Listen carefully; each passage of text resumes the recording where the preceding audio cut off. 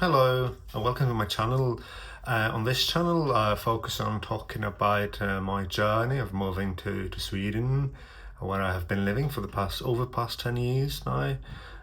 Also I will talk about my journey, my personal journey to minimalism, from being horribly extravagant with money through right until where I am now, which is very frugal with money, careful, focusing on sort of investing and being content with little, and also all things personal development related. I will talk about on those as well.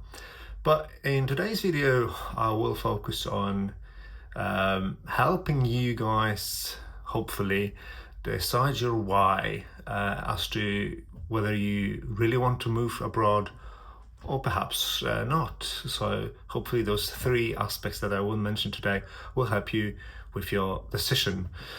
I will try to put in sort of my personal spin on it as well, sort of what helped me deciding my why. Also, just so you know, on this channel I always record and publish the first take of the video, so it might seem a bit haphazard, but I want it this way so that it feels raw and genuine, hopefully. If you find it annoying, please mention it in the comments below, so perhaps later on I will try to edit videos instead. And also finally, I will glance a bit to onto my notes, so I don't lose track of time or whatever I'm saying completely. Right, let's jump right into it now.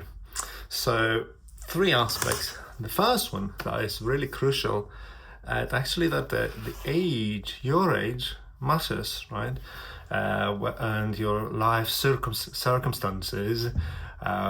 So, depending on how old you are and your life circumstances, whether you've got children, whether you've got, I don't know, a blooming career in your home country or the country where you're finding yourself currently, the why has to be sort of way stronger depending on, again, circumstances, if you're well established.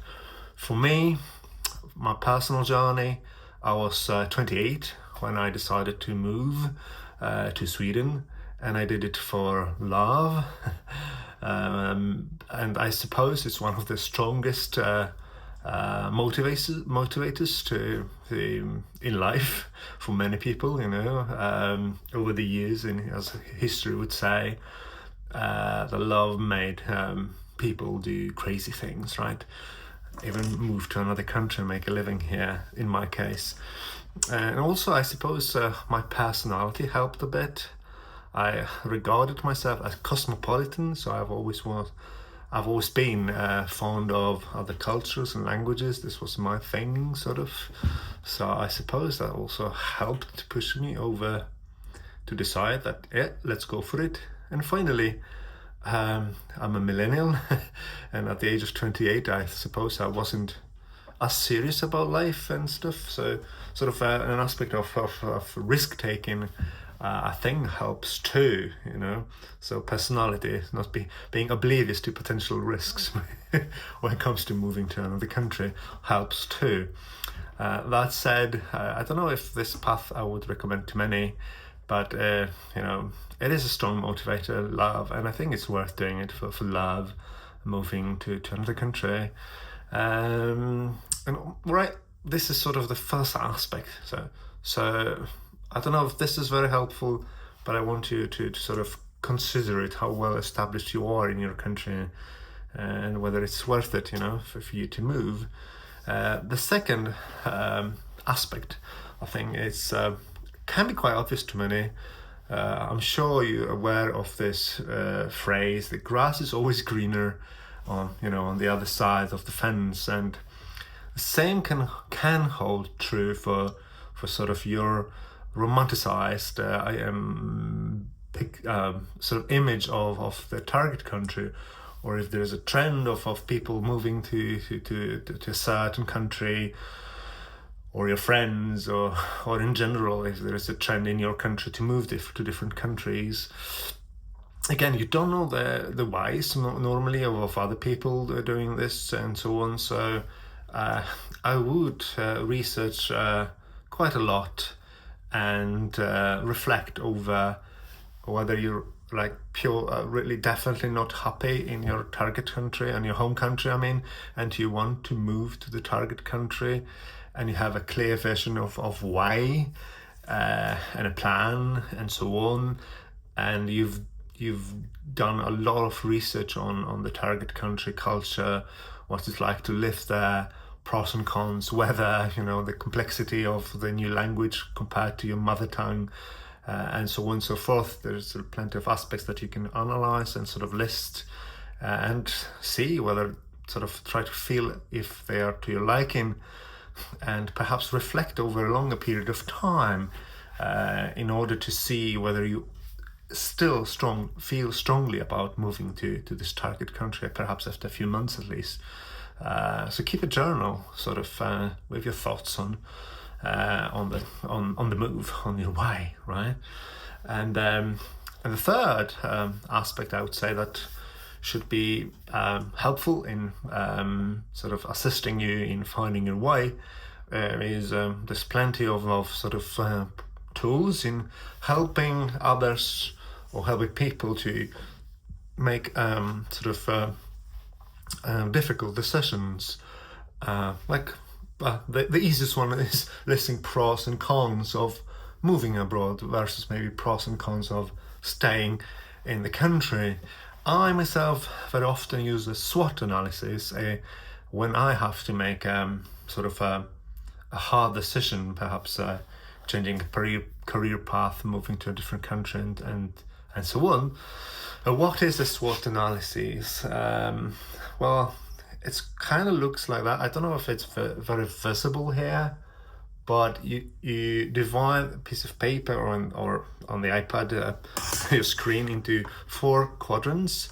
The first one, that's why it's called SWOT analysis. This is an acronym of, so first letters stand for strengths, first quadrant. Then we have weaknesses, the second quadrant, opportunities, third, and the last one, threats, right?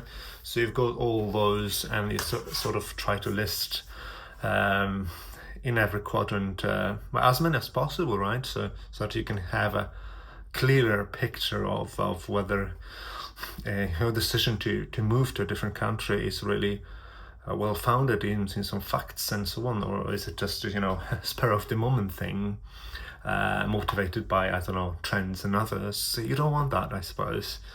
It's your life, right, in the end. But perhaps even such why can work if you feel strongly about it. So just to give an example of strengths that I sort of jotted down spontaneously, it can be I develop a lot through the exposure to the new culture and life circumstances. It can be also healthier, like the target country, maybe the customs over there and culture is healthier. I don't know, you want to move to Italy and people there perhaps eat healthier than, say, in the United States. Just an example.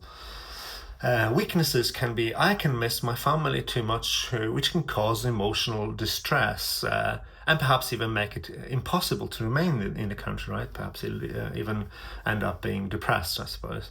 Opportunities. This is more like an external chances, right? This is what opportunities is all about. It can be financial gains due to much higher salaries in the job you're doing,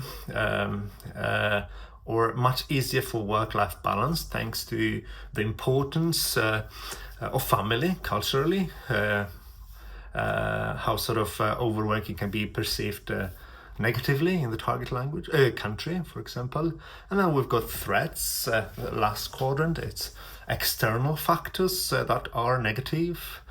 So, for example, no certainty that my education will be recognized, or I may not be socially accepted, which can make it hard to make new friends, which can be also very essential in the long run to feel happy, making friends over there. So that's it, right? This is the 3 aspects that I find quite essential in finding your why, or perhaps at least hopefully they can help you finding your why. It will be a series of of videos on sort of moving abroad. So this is one of the very first videos on this topic. So hopefully you find it useful. Again, if you have any more questions, please don't hesitate to leave them in the comments section below. Otherwise, thank you so much for your time, and I hope I'll talk to you soon. Bye!